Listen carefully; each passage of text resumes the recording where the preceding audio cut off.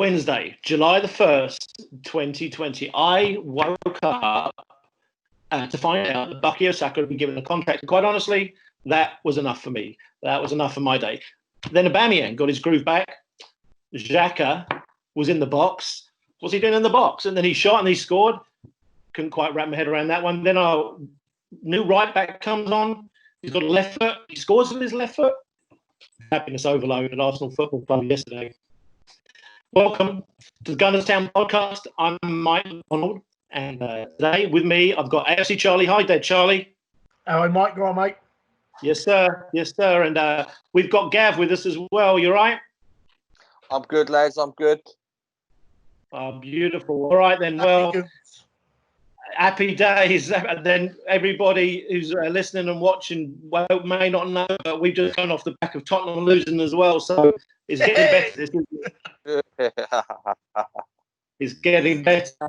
Well, let's rewind. Let's go back to happy game back on the weekend with the Sheffield United game. Not quite as joyful as the Norwich one, but still, what a great ending. Let's do this.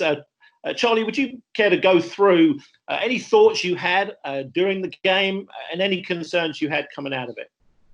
Yeah, I thought Sunday was a game I thought that was going to be tough. We knew Sheffield United were away. I know they was going through a bad sort of period. I was not concerned. I thought it was a potential banana skin for us. First 10 minutes or so, and with that VAR goal, I was very worried. I thought, oh no, here we go. We got that 20 minutes in. We got hold of the game a bit more. I thought between that after that VAR chance and half time, I thought we actually played really well. To be fair, we put the game a bit more to Sheffield United, and Pepe in particular, I thought was superb. He was running at the defenders, he was cutting in, having shots. It weren't too much of that flippy flappy trying to turn back. He was actually a bit more direct, and I thought it was really good. We got the goal before half time, which I was happy with, and then just same again. It was a little bit of Arsenal of old. We got the lead, and the longer the game got on, we got deeper and deeper, and we know what it's like with Sheffield United. They're going to lump the ball up. They've got McBurney, but I thought the players did deal quite well with it. But then 87th minute, lack of concentration, equaliser. I'm sure we all thought, here we go, this is it. Do you know what I mean? Extra time. We've taken off a few big players. We're gonna it's just dot on the cards. And I was really surprised, and I went pretty mental really when Ceballos stuck that goal in. I celebrated it very well, to be fair. I was over the moon. And we've got a trip to Wembley now. Man City, you never know what happens, but we're the underdogs. I like going at Wembley like that, and we've always got a chance. Did you see that goal coming, Charlie? Second one? The second one, no. As soon as you see the body language of the players when we let in that goal. I was thinking extra time. I was thinking we just got to get Aubameyang on, and hopefully he can come on and do something. Yeah. Gav, what were your thoughts and any concerns you had coming out? Well, the main one really is the fact that we still don't particularly do well with long balls into the box. And Sheffield United, they were setting out to do it. Obviously, we lost the big Spanish defender the game before, so we didn't sort of have height in there really. I felt, like I say, from a positive aspect, even though we didn't have the height in the box to potentially deal with them, I felt we dealt with them for the majority of the game. It was one mess up, but obviously it only takes one mess up to get the goal. But I don't know really. I mean, like I say, as Charlie said, we got the goal at the right time. I felt pretty positive, and yeah, again, it was a bit of a surprise, and there was a bit of screaming and jumping around the front room when we got the winner, really. Yeah. So, but. Yeah. Did you expect the long ball from Sheffield United? Because I've actually watched, 6 or 7 games of theirs this season, and they've surprised me. They've kept it on the deck, and of course they're well known for this overlapping centre back thing that they've been getting into. So I've not seen them play that sort of more agricultural 80s football at all. Did you think that was like designed for Arsenal? Well, 100% it was. Yeah, I mean, it's our weakness. They know our problems. The balls in the box. They knew that we didn't have a great deal of height in the middle. To be honest with you, if I was a Sheffield United manager, which I think he's a great bloke, by the way, he comes off great. He's doing a great job for them, but he's doing what he has to do to win. And like I say, that's the way you got to do it. You don't want to be playing too pretty against us sometimes. You're going to have to get the ball in the box and lump it in. Also, on my Charlie, yeah, go ahead, Charlie. I just wanted to add as well what Gav just said. They was lumping the ball in the box to us, and we dealt with it quite well. And I think something I do want to mention as well. I mean, I know he gets a little bit of stick, and he has been recently. I think David Luiz showed a lot of bollocks really in that game as well, because he's come back, he's held high, like nothing's affected him. He's come straight back, and so I know he went off injured hurt, but I thought he had quite a solid game again, to be fair. And I think when we signed David Luiz, you know what you're going to get. You got that Rick in him, right? And you got that. But the 10 games leading up to that, the break, he was probably our best player under Arteta. He was superb. And I think people moaning about him getting a new contract, but I think on paper, you look at our centre halves, he's the best one we still got, no matter what, I think. So I'm glad he done well. He done all right again yesterday. I think he's a starter every game for Arteta, I do, and I fully agree with it. Well, somebody more experience is going to have to play with Saliba anyway. I think this idea of Upamecano coming in is fantastic, but Arsenal are not going to start next season with Saliba and Upamecano. Never played in England, never played in the Premier League. So David Luiz or Pablo Murray is going to have to play centre back with one of Saliba or new signing, right? Yeah. I mean, like I say, I've got a mate who's Chelsea mental. He's been going Chelsea like since he was a kid, sort of thing, and he's bloody older than me. But when we signed Luiz, I said, "Well, what do you reckon?" He said, "If you bought him to play in a 4-4-2, you're going to expect him to give away goals. Yeah. You're going to expect there to be problems." He said, "But when you put him in a 3 at the back," he said, "he's a different animal. He's an absolutely different class in a 3 as opposed to a 2. And like I say, the last 2 games we started playing in a 3 at the back. So, like I say, maybe Arteta's changing it not as much for Luiz as he is for Tierney and Bellerin, etc. I've always said the same about Rob Holding as well, though, to be honest with you. I think Rob Holding always looks good in a 3, but when he's in a 2, he gets caught out a bit because he's not their quickest. So, do you know what I mean? And it just gives every defender an extra bit of security. Even Mustafi, I'm sure he looked good in a 3. Do you know what I mean? He looked a bit better in a 3. So, with Tierney up and down that left, it suits us a bit because he gets up and down well. So good. Yeah, I think the only player that I'm wondering how it's going to fit into this 3-4-3 is Saka. Of course, Saka's going to play now. We all want Saka to play, but with Ceballos +1 in the middle of the park, and then you've got Aubameyang on the left, you wonder how Saka's going to fit into this. But I'm sure that'll be fine. And we'll get back into formation a little bit later. I was just going to add for the Sheffield United game, from my standpoint, I was excited that the previous game, I thought that the coaches won the game. The Southampton game, I thought that was a tactical game that Arteta won for us. And this game was better because we don't normally win physical and mental games. And like I think Gav was talking about, that long ball, that constant aerial threat, that's not something Arsenal normally deal with. And I agree with Gav that was a big deal that Arsenal came through that game. And then the mental part for me is, when was the last time we won the game in the last minute? I mean, I didn't even know Danny Ceballos had made that run, that 80-yard run to get in the box, let alone put the ball in the back of the net. And so the combination of the physical and the mental for me was a huge lift for the players. Let's pivot to the happiness of yesterday anyway. That's what everybody wants to talk about. Charlie, tell us, what did you think, or who did you think was the trigger for that performance yesterday as you were starting to watch the game? I'm really happy, like everyone is, but I don't think we should get too excited. It was Norwich, but I thought the midfielders, Danny Ceballos and Xhaka yesterday were superb. The tempo Ceballos started at was he was on it straight away, wasn't he, Danny? He was like running around like how you want him to be every week. Yeah. But I thought obviously we got a bit of luck with that first goal. Obviously, but it's luck, but it's also how many times does Aubameyang get that run in there? He nicked one against Ben Foster. We had Nketiah do it last week at Southampton. So it must be what the press were doing up top. So they're working on it. So it's nice to see that happening, because we've always said like how successful teams like Man City are and Liverpool are, because they press from the front. They try and win the ball in the defender's thirds. And we've not really had a team that does that. But now it looks like the guys are brilliant into to do that. And it paid off again yesterday with Aubameyang. And I'm glad he got a couple of goals, because I think you need him. He looked all smiles at the end as well. And we are fully expecting to stay. So hopefully that get announced soon. So we'll see what happens. Yeah. What are you seeing that's new at Arsenal? And of course, yesterday, because we were successful, there was probably a few more things that we could pick out that are improving, getting better, or look like they're almost ready to go. What did you think was new and better? Well, it was just, to me, it was the second half. I mean, we got, like I say, we got the first goal, which was by pressing as a team. Because I mean, like I say, it's one thing having somebody pressurising the goalie, but you've got to have the goalie having no options to make a pass at the same time. So you've got to pressurise as a team to do that. Which, again, I reiterate what Charlie says. It's brilliant to see that. What I was most impressed about is when we was under the cosh at the start of the second half for about the first 15, 20 minutes of the second half, and Norwich had come in for us. We held on. We sort of rode the storm a bit. I changed it up a little bit, and then we went forwards and got the third, and it was all over.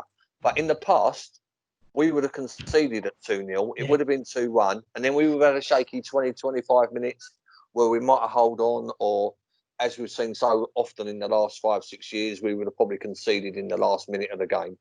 But it was the way that we held on when we was under the cosh in the beginning of the half of the second half.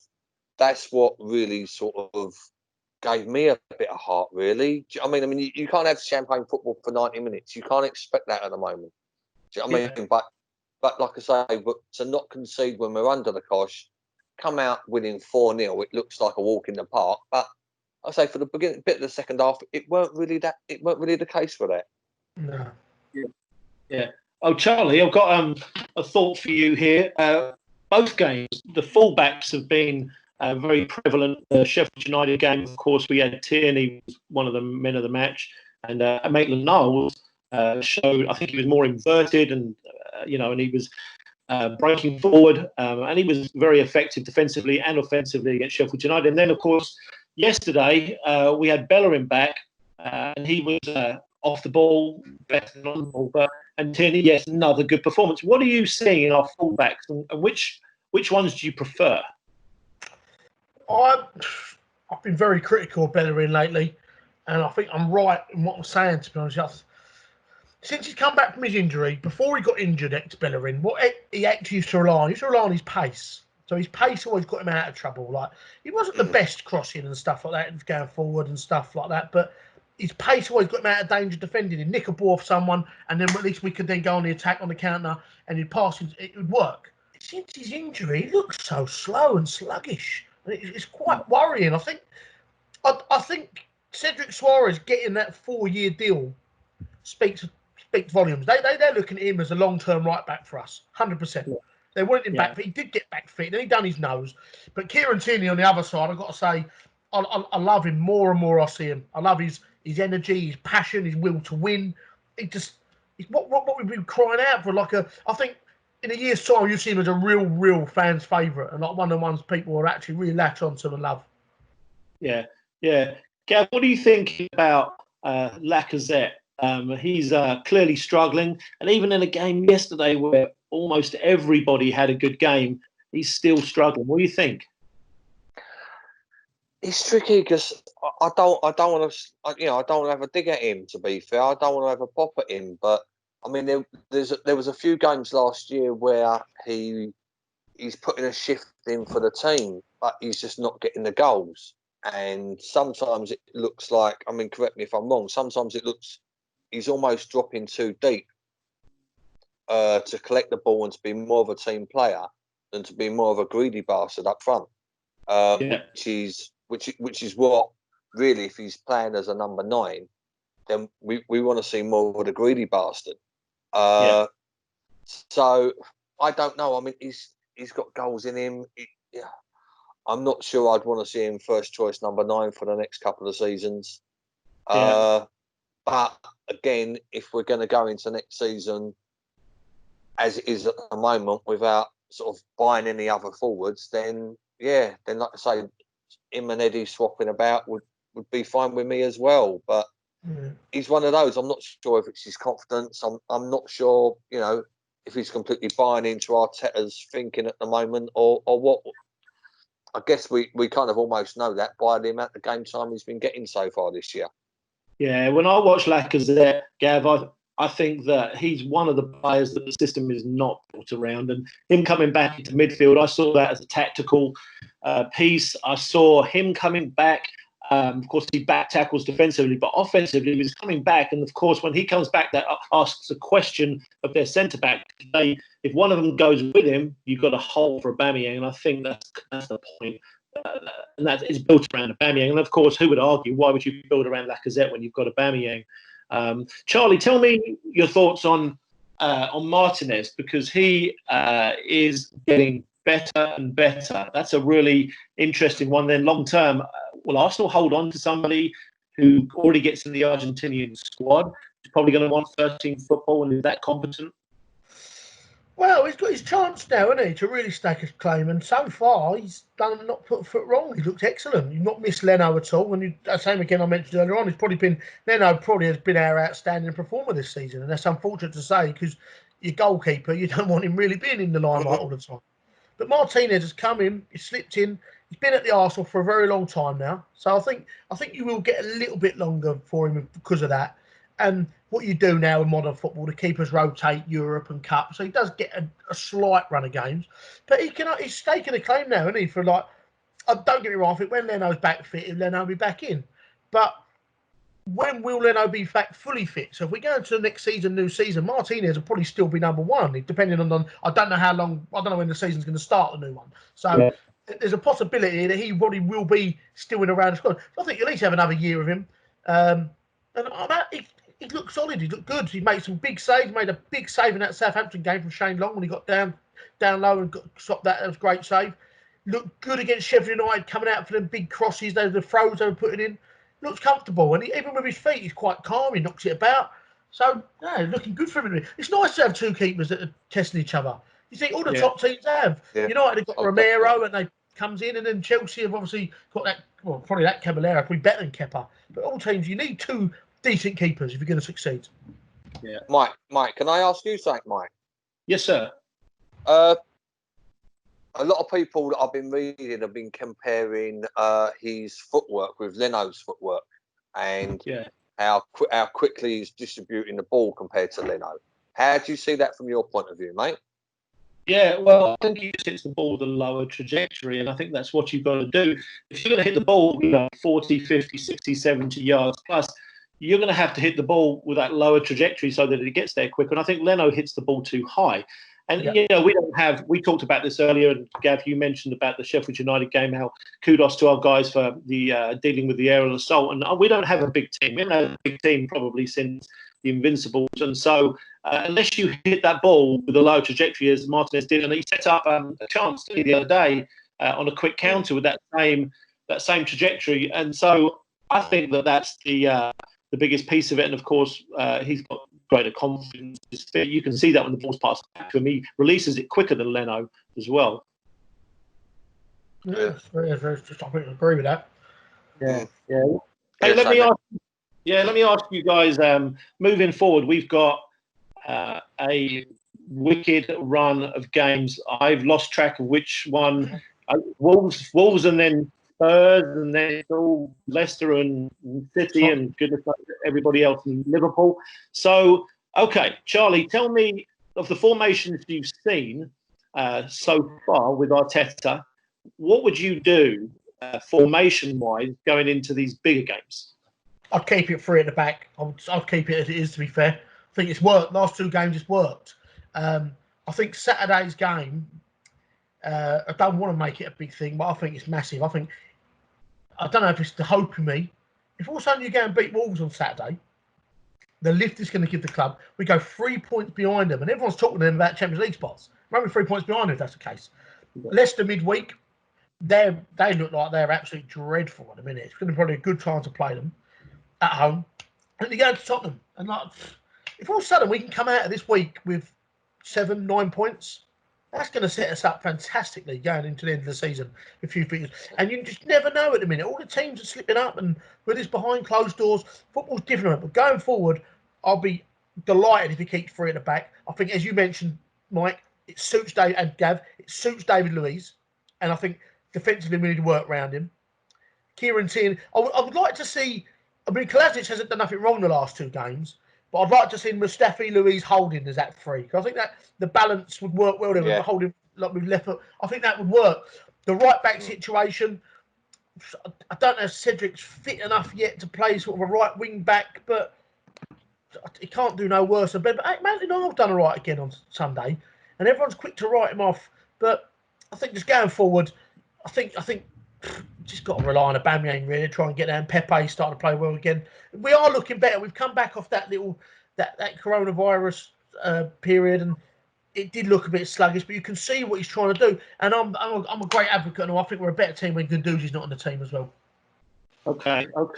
Gav, same idea. Moving forward to all these 5 or so big games, would you go on the front foot?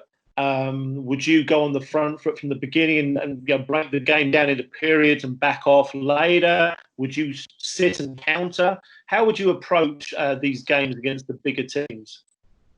Well, I mean, I did have a quick look earlier. I don't think Wolves, they've had 3 games back since the lockdown, and I think they've won 1-0, 2-0, or 1-0. So they haven't had a goal scored against them yet. But I mean, I'm quite happy with 3 at the back, and let's just play a game. Let's just go for it. Let's try and get the first goal. I think the first goal can decide so many games, and if we can be more defensively stable, like I say, I mean, it cost me a tenner for the clean sheet against Norwich, because I'm donating every time we get a clean sheet. I'm donating a tenner to Bellerin's Save the Trees Fund. Right? Yeah. But I'm like I say, I think it's. I think we've got to go all out and try and get the first goal. It is slightly different these days, and it is a slightly different game under lockdown, because there isn't necessarily the pressure to keep the home crowd quiet, because there is no home crowd. Yeah. So there's almost not sort of the pressure on at the beginning of the game to try and contain. I always like I say, I mean, the best teams were sort of like the early 2000s. I mean, there was, quick story, there was one game, we left the pub, we left the Woodbine, literally bang on 3 o'clock, right? By the time it took us to walk 200-300 metres to the ground, we was 2-0 up. So, do you know what I mean? We used to start really quick, and we used to kill games off in 15-20 minutes and then hold. And that's what I like to see. That's how I like to see us play. You know, let's go for the kill straight away. Let's try and catch teams cold, like they, like teams have been trying to catch us cold for the last God knows how many. Yeah, got to be cautious of their last 25 minutes, because I think in all 3 of their games, their best player comes off the bench, and I don't know that I've ever seen that for many years. They put their best player on the bench and wait till everybody's tired, and he's killed all 3 of those games you're talking about. Adama Traore, when he comes off the bench, he has had a major impact. So I'm with you, Gav. We're going to have to get ahead, because when that guy comes on, it seems to be a different ball game. Charlie, anything to add there on the Wolves game coming up? No, yeah, it's going to be a tough game, but it's a test for us, isn't it? See how far we've come there, and I do totally agree. I think going to Wolves, like similar to Sheffield United last week, going to Wolves without the crowd there is a plus on our side. It generally is, and teams like Wolves, they're more of a technical footballing side, so we normally do better against them sort of sides. So yeah, I think it's a winnable game for us. I'm not one of these ones that get sucked into the hype. Oh, Wolves are flying. They're Wolves. I think that's the way Arteta should play it. They're Wolves. I mean, we are the superior team. We go out there, we dominate the game, and we take the game to them early doors. Okay. I think we've got a lot. Sorry, just about butting on what Charlie said. I think we've got a lot of options coming off the bench as well.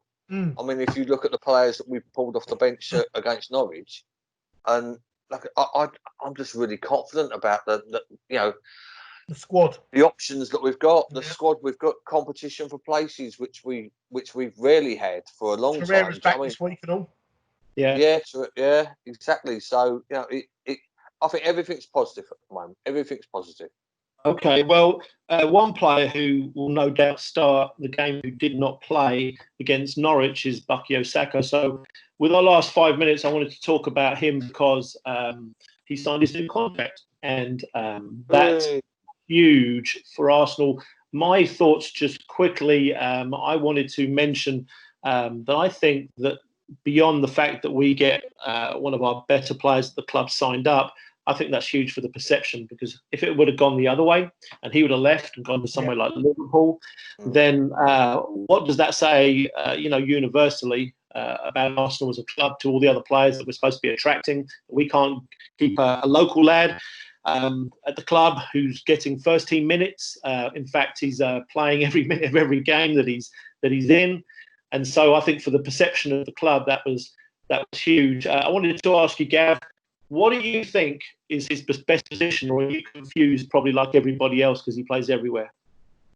I like to see him on the left. I think he does his best work on the left. I think he's a good cover when Tierney needs a break and when Tierney out on the pitch. I also don't mind him a little bit further up. He could probably almost, if need be, towards the end of the games and we went to a more 4-4-2, he could play as a number 10. He can do a job down the right as well. I think he's got everything. The thing is, he's still young. He's still learning his trade. I mean, you think that Thierry Henry was a left winger at his age and went on to be, our greatest ever goal scorer. So there's still time for him. And the fact he's putting in a good shift in 2 or 3 different positions, it's just really a good sign. I mean, who knows where he's going to end up? I mean, if we was going a traditional 4-4-2, I would have him down as a left winger all day long, like a sort of like a Perez, really, going back to that. But how he develops in the next 2-3 years, like I say, great statement. Interviews were perfect. The credit he gave to all the coaches, credit. Emery as well, and I think that was important as well. I mean, I've said this many times with Emery. I think he needs so much credit for the bringing through the youth. That's one thing that he really can be applauded for, and he really stuck by Saka. He had that good game at Frankfurt on the Thursday night. He started him against Villa on the Sunday straight away, and that shows a lot of bolt from Andrew Wenger. Would never have done that. No, he never done that.